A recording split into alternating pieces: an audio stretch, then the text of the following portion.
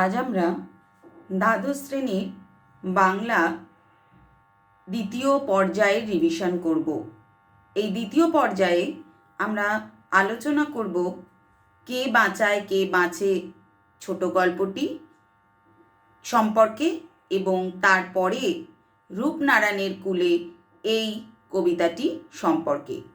প্রথমে আমরা দেখি লেখক মানিক বন্দ্যোপাধ্যায়ের লেখা ছোট গল্প কে বাঁচায় কে বাঁচে এই গল্পটি প্রশ্ন সম্পর্কে আলোচনা। আমরা প্রথমে যে প্রশ্নগুলো নিয়েছি এগুলো সবই মান হচ্ছে 5। এই প্রশ্নগুলোর ক্ষেত্রে শব্দসীমা 150। এবার 10% কম বেশি আমরা করতে পারি। প্রথম যে প্রশ্ন সেটি আমরা আলোচনা করতে শুরু করি। প্রথম প্রশ্নটি হচ্ছে মৃত্যুঞ্জয়ের চরিত্রটি আলোচনা করো। তোমরা নিশ্চয়ই জানো কে বাঁচায় কে বাঁচে এই ছোট গল্পের কেন্দ্রীয় চরিত্র হচ্ছে মৃত্যুঞ্জয়। তাহলে আমরা প্রথমে এই প্রশ্নটি নিয়ে আলোচনা করব। মৃত্যুঞ্জয় মৃত্যুঞ্জয় এমন একটি চরিত্র যা মানিক বন্দ্যোপাধ্যায় খুব সুনিপুণভাবে অঙ্কন করেছেন। কয়েকটি বৈশিষ্ট্য তার চরিত্রের আমাদের চোখে ধরা পড়ে। প্রথমত, সে হচ্ছে একজন মধ্যবিত্ত বাঙালি। গল্পের নায়ক হলেও সে মধ্যবিত্ত চাকুরিজীবী। কর্মস্থলে এবং তার বাড়ির দৈনন্দিন জীবনের বাঁধাধারা ছকের বাইরে তার আর কোনো জীবনযাত্রা ছিল না। দ্বিতীয়ত, সে ভীষণভাবে আদর্শবাদী, তার নিজস্ব কিছু ভাবনা চিন্তা ছিল। আর তৃতীয়ত, ভীষণ সংবেদনশীল। অফিস যাওয়ার পথে রাস্তায় অনাহারে মৃত্যুর দৃশ্য দেখে সে ভীষণভাবে মানসিকভাবে বিপর্যস্ত হয়ে পড়ে এবং সহমর্মী। ধীরে ধীরে তোমরা জানো যে মৃত্যুঞ্জয় চরিত্রটি কিন্তু বিকারগ্রস্ত হয়ে পড়ে এবং তার এই বিকারগ্রস্ততা হয়ে পড়ার বিকারগ্রস্ততার মূল কারণ কিন্তু তার সংবেদনশীল মন। এর পাশাপাশি আমরা চরিত্রের গুণ না বলে কয়েকটি ত্রুটির কথা বলবো। সেটা হচ্ছে সে দায়িত্ব জ্ঞানহীন ছিল। কারণ আমরা দেখেছি গল্পের ক্ষেত্রে যে মৃত্যুঞ্জয়ের পরিবারে 9 জন সদস্য সংখ্যা ছিল। 9 জনের সদস্যের একমাত্র রোজগেরে সদস্য ছিল মৃত্যুঞ্জয়। কিন্তু সে যখন পথে বেরিয়ে পড়েছে, অভুক্ত অনাহারী মানুষদের দলে মিশে গেছে, সে কিন্তু একবারও তার পরিবারের কথা চিন্তা করেনি। তাই তার মধ্যে আমরা দায়িত্ব জ্ঞানহীনতার একটা পরিচয় পাই। আবার তার মধ্যে বাস্তব জ্ঞানহীনতারও আমরা পরিচয় পাই, যে বাস্তব জ্ঞানহীন মৃত্যুঞ্জয়, কিন্তু তার বন্ধু নিখিল কিন্তু বাস্তব জ্ঞানহীন ছিল না। কারণ নিখিল বুঝেছিল যে একা সকলের পক্ষে বা সকলের জন্য, সকল অভুক্ত অনাহারী মানুষের জন্য কিছু করা সম্ভব নয়। কিন্তু সেই কথা মৃত্যুঞ্জয় বোঝেনি। কিন্তু এসব ত্রুটি সত্ত্বেও তার মধ্যে আমরা একটা মহান মানবতাবোধ দেখি, যে মানবতাবোধ শোষিত শ্রেণীর জন্য। সেই শোষিত শ্রেণীর জন্য সে নির্দ্বিধায় তার সাধারণ মধ্যবিত্ত নিরাপত্তার ছক ভেঙে বেরিয়ে আসতে পেরেছিল। তাই দোষে গুণে সম্বলিত মৃত্যুঞ্জয় চরিত্রটি একটি যেন অনন্য সাধারণ চরিত্র হয়ে উঠেছে। এবার আমরা দ্বিতীয় যে চরিত্র সেটি আলোচনা করব, সেটি হচ্ছে নিখিলের চরিত্র। এই দুটি মুখ্য চরিত্র আমরা এই গল্পে দেখতে পাই। আরও একটি চরিত্র দেখতে পাই মৃত্যুঞ্জয়ের স্ত্রীর কথা, সেটাও তোমরা একটু পড়ে রাখবে। তবে আমরা আজকে যে কটা প্রশ্ন নিয়েছি তার মধ্যে দ্বিতীয় প্রশ্ন হচ্ছে নিখিলের চরিত্র। নিখিল মৃত্যুঞ্জয়ের বন্ধু এবং তার সহকর্মী। পদমর্যাদায় মৃত্যুঞ্জয়ের থেকে নিখিল কিছুটা কমের এবং নিখিলের সঙ্গে মৃত্যুঞ্জয়ের মাইনের ফারাকও প্রায় 50 টাকার মতো। এই নিখিল চরিত্রটি কিন্তু মৃত্যুঞ্জয় অনেক পরে সমাজের প্রতি ভাবনা চিন্তা করেছে, কিন্তু নিখিল অনেক আগে থেকেই সমাজের প্রতি সংবেদনশীল ছিল। তাহলে আমরা এই চরিত্রটিকে আলোচনা করি। প্রথমত, নিখিল হচ্ছে একজন সংসার উদাসীন মানুষ। ছোট গল্পের প্রথমেই আমরা দেখি যে 2 সন্তানের পিতা নিখিলের সংসারে বিশেষ মন ছিল না। বইপত্র পড়ে আর নিজের ভাবনার জগতে বিচরণ করেই তার দিন কাটত। কিন্তু এই নিখিল মৃত্যুঞ্জয়কে অল্প স্বল্প ঈর্ষা করলেও কিন্তু তাকে ভীষণ ভালোবাসতো। তাই বন্ধু বৎসল নিখিলের একটা পরিচয় আমরা পাই। তাই সমপদস্থ হওয়া সত্ত্বেও কিছু সামান্য বেশি দায়িত্ব পেয়েছিল মৃত্যুঞ্জয়, তার জন্য তার মাইনেটা বেশি ছিল। সেই কারণে এই যে সামান্য ফারাক, তার জন্য সে কিন্তু খুব বেশি নিখিল কিন্তু ঈর্ষান্বিত হয়নি, কিন্তু তার পরিবর্তে সে কিন্তু তাকে ভালোই বেসেছে। আবার সে ছিল হৃদয়বান, স্বার্থপর ছিল না। প্রতি মাসে 3 জায়গায় সে অর্থ সাহায্য পাঠাতো। তাছাড়া দীর্ঘদিন ধরে মৃত্যুঞ্জয়কে স্বাভাবিক জীবনে ফিরিয়ে আনতে যে অক্লান্ত পরিশ্রম সে করেছে, তার মধ্যে তার কিন্তু হৃদয়বানতার পরিচয় কিন্তু আমরা পাই। সে সৎ এবং বাস্তববাদী একজন যুবক। নিখিল একজন সামাজিক মানুষ, হৃদয়বান সামাজিক মানুষ। প্রিয় বন্ধুর মতো মৃত্যুঞ্জয়ে একেবারে ভেঙে পড়ার কারণে সেও ভেঙে পড়েছে, কিন্তু সে একেবারে বাস্তব জ্ঞান রহিত ছিল না। মৃত্যুঞ্জয় যেমন বাস্তব জ্ঞানহীন হয়ে পুরো মাইনের টাকাটা দিয়ে দিয়েছিল, কিন্তু নিখিল তা করেনি। আমরা দেখি যে সে কিন্তু কিছু কিছু করে টাকা, 3 জায়গায় যে টাকা পাঠাতো, সাহায্য করতো, সে কিছু কিছু করে সে টাকা কমানোর চেষ্টা করেছিল, কিন্তু সম্পূর্ণ নিজেকে বিলিয়ে দিতে চায়নি বা করেনি। কারণ সে জানতো তার পরিবার তার আছে, এবং সে জানতো সেটা করেও কিন্তু সব কিছু করা সম্ভব হবে না। তৃতীয় যে প্রশ্নটি, ছোট গল্প হিসেবে সার্থকতা বিচার করো। তৃতীয় আমরা প্রশ্ন যেটি নিয়েছি, সেটা যে কোনো ছোট গল্পের ক্ষেত্রেই কিন্তু এটা একটা আলোচ্য প্রশ্ন। ছোট গল্পের জনক বাংলা সাহিত্যে হচ্ছেন রবীন্দ্রনাথ ঠাকুর। তাকে আমরা বলি বাংলা সাহিত্যে ছোট গল্পের জনক। তিনি এই শাখাটির প্রবর্তন করেছিলেন বাংলা সাহিত্যে।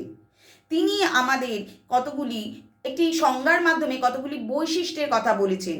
ছোট গল্প সংক্ষিপ্ত পরিসরের মধ্যে হবে, এবং এই ছোট গল্প খুব অল্প সংখ্যক চরিত্র নিয়ে হবে, হঠাৎ করে শুরু হবে, হঠাৎ করে শেষ হবে, এবং খুব মানুষের খুব সাধারণ জীবনের গল্পই এখানে স্থান পাবে। এরকম বেশ কিছু বৈশিষ্ট্য আমরা কিন্তু এই ছোট গল্পের ক্ষেত্রেও দেখি। আমরা দেখি এখানে মাত্র 3টি চরিত্র, মৃত্যুঞ্জয়, নিখিল, মৃত্যুঞ্জয়ের স্ত্রী। এই 3 জনের মধ্যে এই ছোট গল্পটি ঘোরাফেরা করেছে। হঠাৎ করে মৃত্যুঞ্জয়ের ফুটপাতে অনাহারী দৃশ্য দেখার মাধ্যমে কিন্তু এই ছোট গল্পের সূচনা। আবার ফুটপাতে অনাহারীদের সঙ্গে হঠাৎ করে মৃত্যুঞ্জয়ের মিশে যাওয়ার মধ্যে দিয়ে গল্পটির শেষ। এই ছোট গল্পের সংজ্ঞা দিতে গিয়ে রবীন্দ্রনাথ শেষে বলেছেন, সাঙ্গ করি মনে হবে শেষ হয়ে হইল না শেষ। মানে গল্পটা শেষ হওয়ার পরেও এক রাশ প্রশ্ন থাকবে। অবশ্যই এই কে বাঁচায় কে বাঁচে গল্পটি যেখানে শেষ হচ্ছে, সেখানেও কিন্তু আমাদের মনে এক রাশ প্রশ্নচিহ্ন জেগে থাকছে। তাই বৈশিষ্ট্যের বিচারে অবশ্যই কে বাঁচায় কে বাঁচেকে আমরা ছোট গল্প হিসেবে, সার্থক ছোট গল্প হিসেবে আমরা নির্ণয় করতেই পারি। তাই এইভাবে তোমরা প্রশ্নের উত্তর সাজাবে।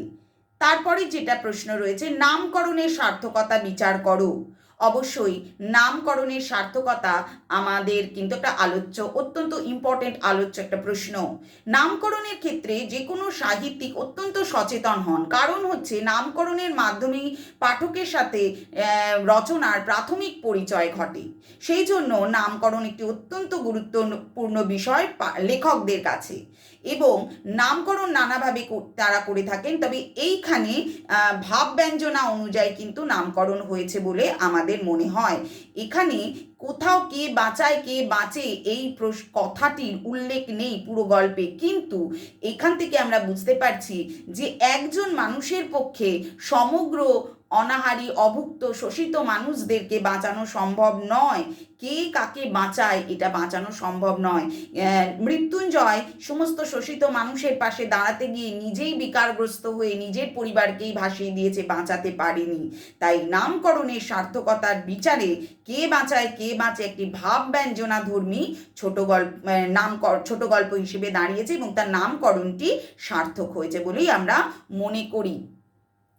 শেষ যে প্রশ্ন, কে বাঁচায় কে বাঁচে গল্পটি মৃত্যুঞ্জয়ের বিকারের সার্থক শিল্পরূপ, মন্তব্যটি পর্যালোচনা করো। খুব ইম্পর্টেন্ট একটা প্রশ্ন এটি।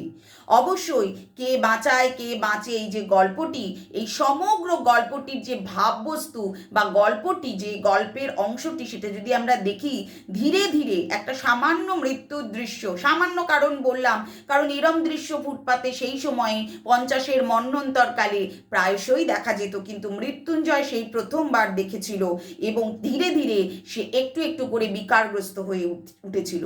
তাই তোমাদের এই প্রশ্নের ক্ষেত্রে সমগ্র গল্পের অংশটাই আলোচনা করতে হবে এবং তারপর সেক্ষেত্রে তোমাদের আলোচনা করে দেখতে হবে যে অত্যন্ত শিল্পসম্মত রূপে মানিক বন্দ্যোপাধ্যায় একটু একটু করে প্রথমে শারীরিক বিকার হয়েছে, তারপর মানসিক বিকার, ধীরে ধীরে সেই বিকারের ধারা বা গভীরতা বেড়েছে এবং শেষ পর্যন্ত একেবারে উন্মাদগ্রস্ততার পর্যায়ে চলে গেছে মৃত্যুঞ্জয়। তাহলে 5 নম্বরের এই যে প্রশ্ন 150টি শব্দের মধ্যে আমি অল্প কয়েকটি প্রশ্ন তোমাদের বেছে তোমাদের সাহায্য করবার চেষ্টা করলাম। এছাড়াও প্রচুর প্রশ্ন হয়, তোমরা টেক্সটটা ভালো করে পড়লেই এর উত্তর দিতে পারবে। এবার আমরা যে প্রশ্নগুলি নিয়েছি তার মান কিন্তু 2+3, এরও শব্দসীমা 150টি। দুটো প্রশ্নকে মিলিয়ে একসাথে তোমাদের 150 শব্দে লিখতে হবে। প্রথম প্রশ্নটি দেখি, দরদের চেয়ে ছোঁয়াচে কিছুই নেই জগতে, মন্তব্যটি প্রসঙ্গ উল্লেখ করে তাৎপর্য বিশ্লেষণ করো বা তাৎপর্য লেখো। এখানে গল্পের প্রধান চরিত্র মৃত্যুঞ্জয় যে অফিস যাওয়ার পথে ফুটপাতে অনাহার ক্লিষ্ট মানুষের মৃত্যু প্রত্যক্ষ করেছিল, তার ফলে যে তার একটা বিভৎস একটা শরীরে মনে প্রতিক্রিয়া সৃষ্টি হয়েছিল, সেইটা আলোচনা করতে গিয়েই কিন্তু এই উক্তিটি করেছেন লেখক।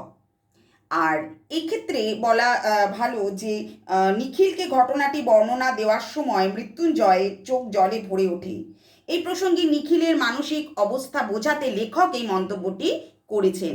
নিখিল অত্যন্ত মানসিক, এটা হচ্ছে এই যে একজনের থেকে দরদ সহানুভূতি একজনের থেকে আরেকজনে ছড়িয়ে পড়ে। যখন মৃত্যুঞ্জয় তার অভিজ্ঞতার কথা বলেছে তখন নিখিলের চোখ জলে ভরে উঠেছে, তার মানে মৃত্যুঞ্জয় থেকে দরদের ছোঁয়াচ চলে গেছে নিখিলের মধ্যে। যদিও নিখিল অত্যন্ত বাস্তববাদী মানুষ, কিন্তু সেও একজন হৃদয়বান মানুষ, তাই দরদের এই যে ছোঁয়াচ থেকে সে নিজেকে বাঁচাতে পারেনি। দ্বিতীয় প্রশ্ন দেখি, ওটা পাশবিক স্বার্থপরতা। কোন বিষয়কে পাশবিক স্বার্থপরতা বলা হয়েছে এবং কেন? যে সবাইকে খাইয়ে নিজেকে না খাইয়ে মেরে ফেলাটা কিন্তু এটা হচ্ছে পাশবিক স্বার্থপরতা। যতটুকু প্রয়োজন, ভুরি ভোজন হয়তো করলাম না, কিন্তু যতটুকু বেঁচে থাকার জন্য প্রয়োজন সেইটুকু কিন্তু খাওয়া দাওয়া করা বা প্রয়োজন মেটানোর মধ্যে সেটার মধ্যে কোনো অপরাধ নেই। আচ্ছা, এবার আমরা দেখি নিখিল বলছে যে নিজে না খেয়ে মরাটা 10 জনকে খুন করার চেয়েও কিন্তু বড় পাপ। কেন এই কথা সে মনে করেছে? যে সমাজ ধর্মের একটি দিক হচ্ছে পরার্থপরতা, কিন্তু পরার্থে স্বার্থত্যাগ করার কথা বলা হলেও কিন্তু এর মধ্যে নিজের কথাও কিন্তু আসে। নিজে যদি বেঁচে না থাকি তবে পরার্থপরতা বা সামাজিক কাজ কি করে করব? ঠিক আছে, এইভাবে আলোচনা করতে হবে। 3 নম্বর প্রশ্ন দেখো, কারো বুকে নালিশ নেই, কারো মনে প্রতিবাদ নেই। কাদের কথা বলা হয়েছে? এখানে ওই লঙ্গরখানার সামনে দাঁড়ানো অভুক্ত অনাহারী মানুষদের কথাই কিন্তু এখানে বলা হয়েছে। তাদের এরূপ মানসিকতার কারণ কি? তারা এটাকে কোনো রকম সামাজিক অন্যায় বলে মেনে নেয়নি বা মনে করেনি। তারা ভেবেছে এটাই বোধহয় তাদের ভবিতব্য। দীর্ঘদিন চাপা পড়ে থাকতে থাকতে, অবদমিত হয়ে থাকতে থাকতে তাদের মানসিকতার এইরূপ পরিবর্তন হয়েছে, একরকম বিকারগ্রস্ত হয়ে গেছে তারা। ঠিক আছে, 4 নম্বর প্রশ্নটি আমরা দেখি, মৃত্যুঞ্জয়ের বাড়ির অবস্থা শোচনীয়। এরূপ শোচনীয় অবস্থার কারণ লেখো এবং অবস্থাটির পরিচয় দাও। মৃত্যুঞ্জয়ের বাড়ির অবস্থা শোচনীয়, তার কারণ হচ্ছে মৃত্যুঞ্জয়ের এইরকম বিকারগ্রস্ততা, সে অফিস যায় না, সে মাইনের টাকা বাড়িতে দেয় না, সেই কারণে একটু আগেই আমরা আলোচনা করলাম প্রায় 9 জন তার সদস্য সংখ্যা, সেই জন্য তার বাড়ির অবস্থা শোচনীয়। অবস্থাটির পরিচয় দাও, তোমরা টেক্সট বুক থেকে কিন্তু আলোচনাটি পেয়ে যাবে। শেষ যে প্রশ্ন, এভাবে দেশের লোককে বাঁচানো যায় না। এভাবে বলতে নিজে না খেয়ে সকলকে সাহায্য করা যায় না, নিজে মরে গেলে সেভাবে সাহায্য করা যায় না, নিজের সম্পূর্ণ টাকাটা যে রিলিফ ফান্ডে দিয়ে দিয়েছিল মৃত্যুঞ্জয় এবং নিজের পরিবারকে ভাসিয়ে দিয়েছিল, এইভাবে বেঁচে থাকা যায় না বা এইভাবে দেশের লোককে বাঁচানো যায় না, এই কথাই নিখিল বলেছে। কেন যায় না? কারণ নিজে যদি বেঁচে না থাকি তাহলে সমাজসেবা করা সম্ভব নয়। এইবারের প্রশ্নগুলো দেখো, এগুলো হচ্ছে অতি সংক্ষিপ্ত প্রশ্ন, এর মান হচ্ছে 1। বহু বিকল্প ভিত্তিক প্রশ্ন, যার মান হচ্ছে 1, এই দুটোরই মান 1। এই প্রশ্নগুলো তোমরা টেক্সটের মধ্যে থেকে কিন্তু পেয়ে যাবে। টেক্সট বুকটা যদি তোমরা ভালো করে পড়ো তাহলে এই প্রশ্নের উত্তর তোমরা পেয়ে যাবে। তাই জন্য একটু ভালো করে দেখে নাও এই প্রশ্নের উত্তর, এবং এক্ষেত্রে পূর্ণ বাক্যে উত্তর দিতে হবে। প্রথম অতি সংক্ষিপ্ত প্রশ্নের ক্ষেত্রে, বহু বিকল্প ভিত্তিকের ক্ষেত্রে এই লাইনটি কপি করে তারপর যেটি সঠিক অপশান আছে সেই সঠিক অপশানগুলো তোমাকে শুধু সঠিক অপশানটাই লিখতে হবে। এবার আমরা আলোচনায় আসব কবিতা রূপনারায়ণের কুলে, কবি রবীন্দ্রনাথ ঠাকুর। প্রথম যে প্রশ্নগুলো আমরা বেছেছি তার মান 5, শব্দসীমা 150। আগেই বলেছি 10% শিথিলতা আছে। প্রথম যে প্রশ্নটি আমরা দেখি, রূপনারায়ণের কুলে জেগে উঠিলাম, কবির এরূপ প্রত্যয়ের কারণ কি? রূপনারায়ণের কুলে কবির একেবারে অন্তিম লগ্নে লেখা একটি কবিতা। জীবন সায়ান্নে উপস্থিত কবি নিজের জীবনের অভিজ্ঞতার কথা কিন্তু এখানে আমাদের সঙ্গে ভাগ করে নিয়েছেন। নদ নদীর প্রবাহ উৎস থেকে মোহনা হয়ে সাগরে তথা মহাসাগরে যেমন বিলীন হয়ে যায়, নদীর প্রবাহ আর জীবনের গতি ঠিক যেন এক। এখানে তিনি যেন নদীর সঙ্গে জীবনকে মিলিয়ে দিয়েছেন। মানব জীবনেও জন্ম থেকে মৃত্যু পর্যন্ত নানা রকম চড়াই উতরাই অতিক্রম করে জীবনের চূড়ান্ত পরিণতিতে পৌঁছে যায় জীবন। এই জীবনের পরিণতিতে একজন মানুষ নানা রকম অভিজ্ঞতা সঞ্চয় করে। রবীন্দ্রনাথও তার ব্যতিক্রম নয়। তার কাব্যজীবন কর্মজীবনে সুদীর্ঘ পথে রয়েছে অনেক ভাঙা গড়া আনন্দ বেদনার স্মৃতি। তাই কবি জীবনের উপান্তে এসে উপলব্ধি করেছেন মানুষের দুঃখ যন্ত্রণা আনন্দ বেদনার কথা। তাই সারা জীবনের অভিজ্ঞতার পর তিনি এই উপলব্ধিতে এলেন। এখানে রূপনারায়ণ আর আমাদের ইহজগৎ ভবজগৎ এটা কিন্তু আলাদা নয়। দ্বিতীয় প্রশ্ন আমরা দেখি, জানিলাম এ জগৎ স্বপ্ন নয়, কবির এই ভাবনার তাৎপর্য বিশ্লেষণ করো। জানিলাম এ জগৎ স্বপ্ন নয়, কবি রবীন্দ্রনাথ আমৃত্যু জগৎ ও জীবনের বাস্তব রূপ উদ্ঘাটন করতে তৎপর থেকেছেন। তার দৃষ্টিতে ধরা পড়েছে সংসারের রূঢ় বাস্তবতা।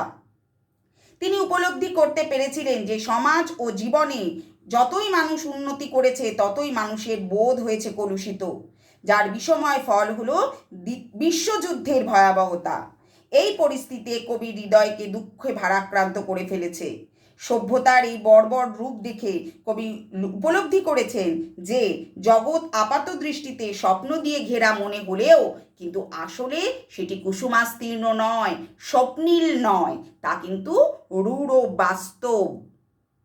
এরপরের প্রশ্নে আমরা দেখি নামকরণের সার্থকতা। রবীন্দ্রনাথ তার যে কোনো সাহিত্যের ক্ষেত্রে নামকরণটা কিন্তু সেক্ষেত্রে তিনি ব্যঞ্জনাটাকেই মুখ্য করে দেখেছেন। তাই রূপনারায়ণের কুলে কবিতাটিও কিন্তু তার ব্যতিক্রম নয়। এখানে একটা কথা বলা ভালো, তিনি এই কবিতাটি তার শেষ লেখা কাব্যগ্রন্থ থেকে নেওয়া, তবে কবি নিজে এই কবিতাটির কোনো নাম তিনি কিন্তু দিয়ে যাননি। তিনি এই কবিতাটিকে 15 শীর্ষভাগের সংখ্যা দ্বারা চিহ্নিত করেছিলেন। উচ্চ মাধ্যমিক শিক্ষা সংসদ দ্বারা এই কবিতাটির নামকরণ করা হয়েছে রূপনারায়ণের কুলে। সম্ভবত কবিতাটির প্রথম চরণ যেহেতু রূপনারায়ণের কুলে জেগে উঠিলাম বা রূপনারায়ণের কুলে, সেই জন্য এই রূপ নামকরণ করা হয়েছে। তবে সেই দিকের বিচারে কিন্তু নামকরণটি সার্থক হয়েছে বলে আমরা মনে করতে পারি। এরপরে যে প্রশ্নটি আমরা দেখব, রক্তের অক্ষরে কবি নিজের যে স্বরূপ চিনেছেন তার পরিচয় দাও। 4 নম্বর যে প্রশ্ন, রক্তের অক্ষরে কবি নিজের যে স্বরূপ চিনেছেন তার পরিচয় দাও।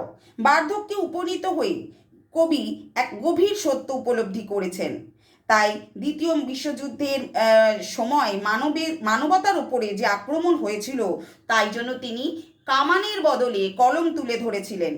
ক্ষুধাতুরদের সঙ্গে পুঁজিবাদীদের, ভুরিভোজীদের যে দুর্দান্ত সংগ্রাম, দুর্বল আর নিপীড়িতদের পক্ষে তিনি কিন্তু কলম ধরেছিলেন। সাম্রাজ্যবাদীদের শোষণ আর পীড়নের বিরুদ্ধে তার ক্রোধ, ঘৃণা বর্ষিত হয়েছে তার নানান রচনায়। পরিণত বার্ধক্য বয়সের জরা তাকে কিন্তু দমাতে পারেনি। তাই জন্য তিনি অন্তরের চিরকালের যে লালিত বিশ্বাস একদিন মানুষের মুক্তি হতে বাধ্য, রক্তাক্ত বিপ্লবের পথ পরিক্রমায় শোষণের বিনাশ ঘটতে বাধ্য, সেই কথাই কিন্তু এখানে বলছেন। হয়তো রক্তের অক্ষরে, কিন্তু তবুও মানবতা নিজের রূপ চিনে নেবে। তাই কবিও যেন নিজের রূপ চিনে নিয়েছেন রক্তের অক্ষরে। রাশিয়া পরিভ্রমণ করে এই সত্য ধারণা কবির মনে আরও বেশি করে কিন্তু বদ্ধপরিকর হয়েছে।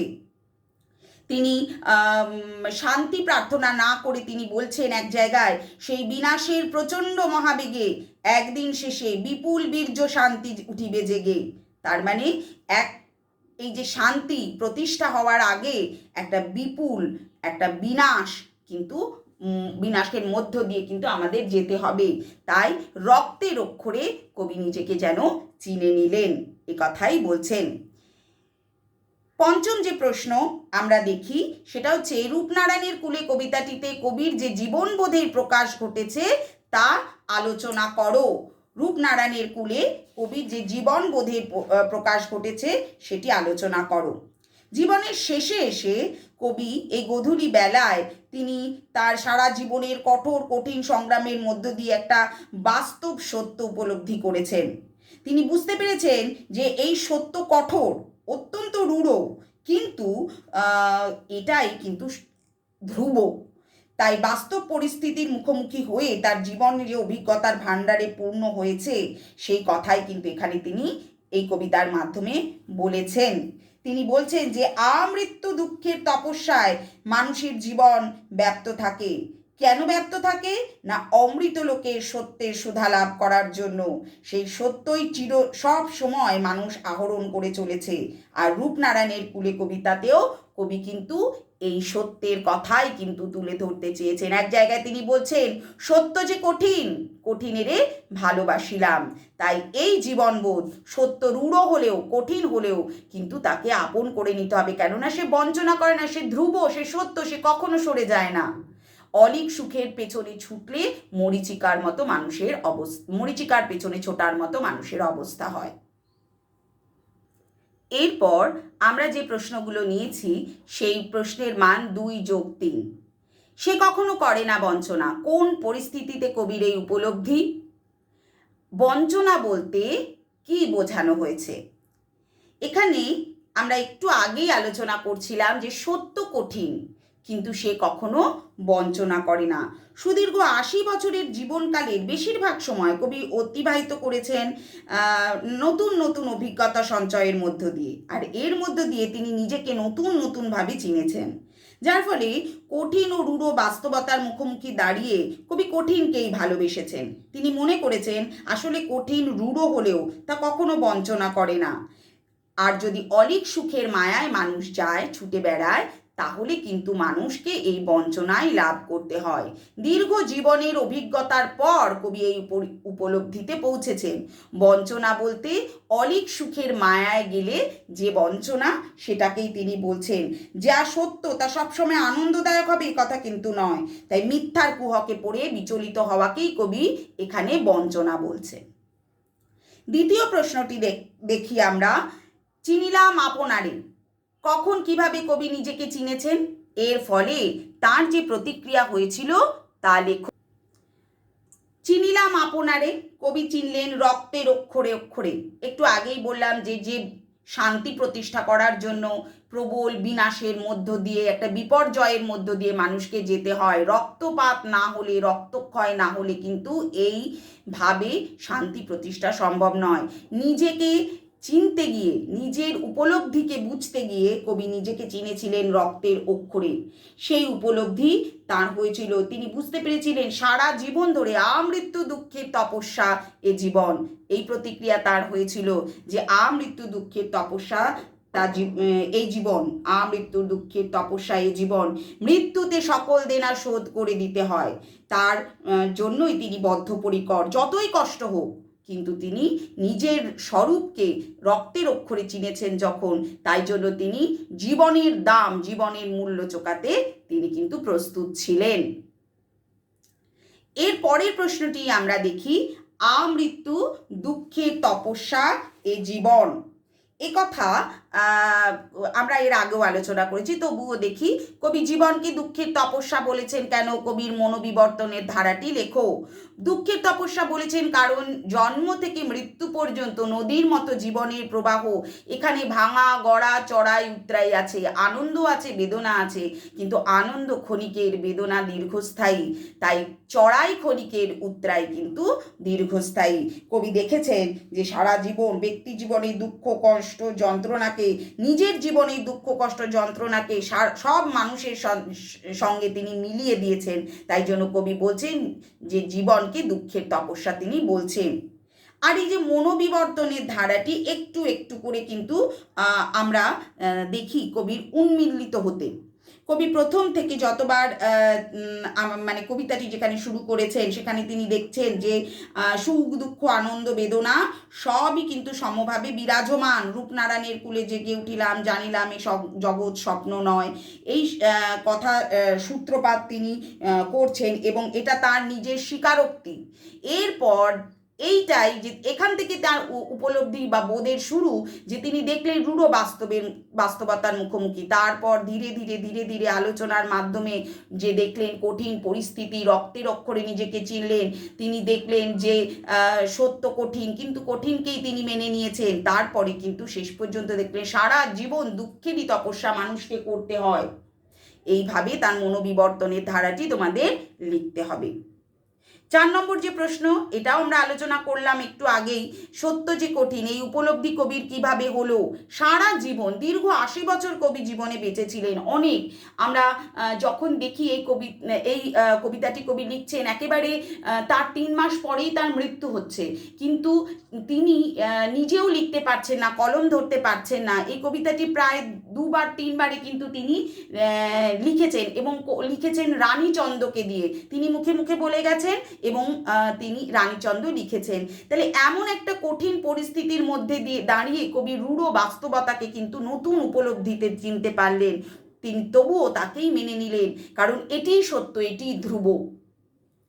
এরপর বলছেন মন্তব্যটি তাৎপর্য বিশ্লেষণ করো। যেন মরীচিকার পেছনে ছুটে লাভ নেই, অলিক সুখের পেছনে ছুটে লাভ নেই, কিন্তু দুঃখ কষ্ট বেদনা সত্য, এর কিন্তু কোনো এটা কষ্টকর হলেও, এটি কঠিন হলেও এ কিন্তু ধ্রুব। তাই জন্য সত্য কঠিন হলেও তাকেই কিন্তু কবি মেনে নিচ্ছেন। শেষ প্রশ্নে আমরা দেখছি, জানিলাম এ জগৎ স্বপ্ন নয়। কখন কবি এই সত্যে উপনীত হলেন?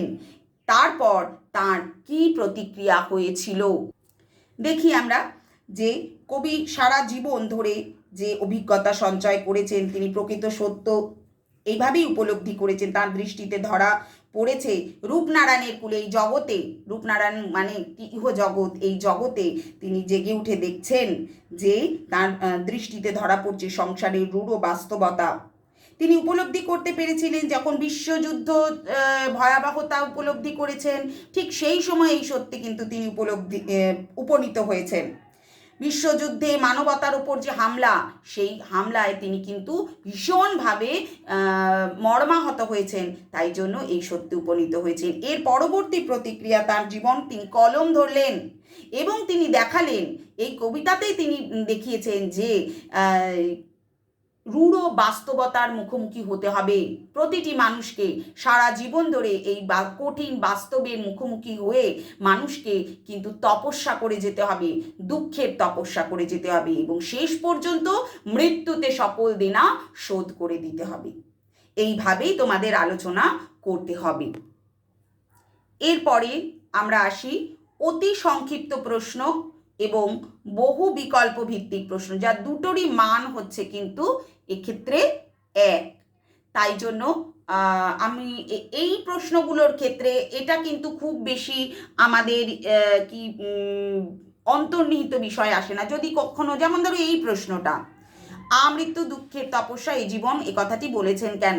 এই কেনটা, কেন যদিও বা এই প্রশ্নের উত্তর, প্রশ্নটি কিন্তু এর উত্তর কিন্তু অত্যন্ত সংক্ষেপে 2 কি 3টে লাইনে হবে, খুব বেশি ব্যাখ্যা কিন্তু এই ক্ষেত্রে করা যাবে না।